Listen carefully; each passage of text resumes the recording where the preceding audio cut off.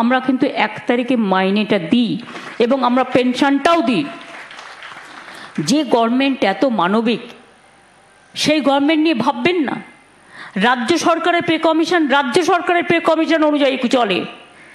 আমরা দিয়েছি 6 pay commission অনুযায়ী যে টাকা রেকমেন্ড করেছে 6 পে কমিশন আমরা দিয়েছি।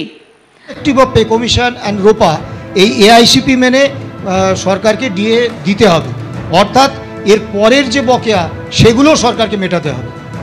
দেখো কুসুমিতা, একটা তিনি কথা বলছেন কি 2009 থেকে 2019 অবধি যে রয়েছে তাদের বকেয়া তার 25% আগামী 3 মাসের মধ্যে দিতে হবে, যেটা কলকাতা হাইকোর্টও বলেছিল বা স্যাটেও যে অর্ডারটা এসেছিল সেটা যেহেতু বহাল রেখেছেন সুপ্রিম কোর্ট, তাই এই 25% যেটা ডিউ রয়েছে তাদের 2009 থেকে 2019 অবধি সেটা আগামী 3 মাসের মধ্যে দিতে হবে।